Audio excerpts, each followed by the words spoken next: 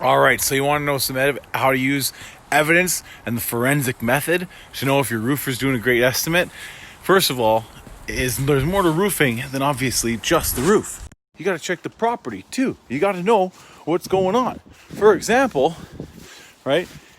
These footsteps are my footsteps, which means nobody else came back here. So I'm training the guys and the girl how to do their estimates, and we're doing kind of a post-winter refresh. How are we going to protect that window? Plus, I want to document it in case a shingle hits it. Did we break that window? Right now, it's not broken. So we've taken pictures. So if it breaks or the screen tears, you know it was our fault. Or if you hire someone else even, just by having Sargeant's Roofing do an estimate, you're going to know that if that window breaks, that it wasn't your broken window already, because you have Sargeant's Roofing's picture file, right? We got right there, okay? Neighbors, right? The other thing is that we go around, we got to check the deck, right? We got to know what we're going to do. And then look, there's a big mean guard dog over there. See the guard dog, right? You got to check out for stuff like that. But then we also have plans for certain decks, right? This deck, not too worried about it, but some decks have like crazy like glass handrails and all kinds of stuff like that. We don't want to be breaking your handrails, so we want to make sure that we bring the appropriate amount of stuff to protect it. But there's no footsteps, so I know nobody's taking pictures of the job site, and there's stuff when you have to deal with these backyards that you got to deal with when you come out to make sure you do it right, and to make sure you bring the right amount of prep material. So that, because you can't bring everything every single time. Of course, no footsteps around here either. Crazy guard dog probably doesn't want to see me. Crazy bunny rabbit. But then this, right? This should be slid down. That thing there. But we want to make sure we make note of that, because we're going to plug that so that we can not have nails going into the city pipe. Right? We don't want to have debris going down there. But we got to check the whole property, guys, when we're doing this. There's no footsteps. See? No footsteps. You know we didn't do it right. Same thing on the roof too. See? Guard dog's gone. Mysterious guard dog. Right? But yeah, so we gotta check the deck. Know what we're dealing with back there. We take pictures. Now, the other thing we gotta do is on the roof. Right? So right now you can get an estimate done. And now's a great time to get an estimate done, because it's the early season. Right?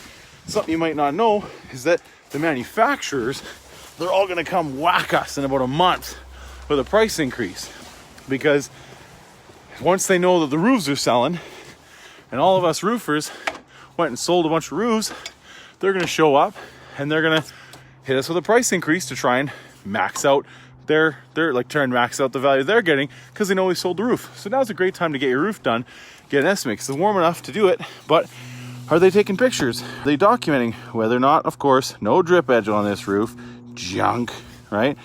Taking notes. We take pictures of all that stuff in our roof report, right? So we get on every roof, and again, was there footsteps? No, there was not. But when I brought the team up here, we trained. Yeah, we shoveled away the valley to know whether it was a woven valley or a closed cut valley or a metal valley, so we can make our suggestions and go up there. But you got to get on the roof, right? If your roofer doesn't get on the roof, how do you know he's even checked out and knows what you're going to do with this thing, right? So, check that out.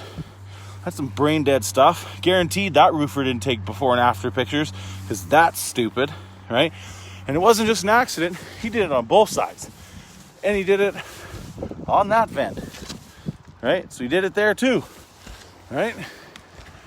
And he did it there too.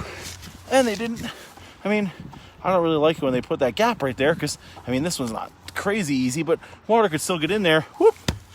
Stupid.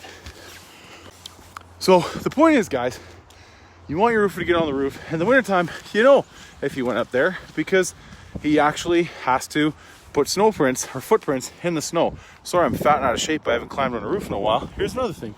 We want to make sure that we take pictures of this, because what's going to happen?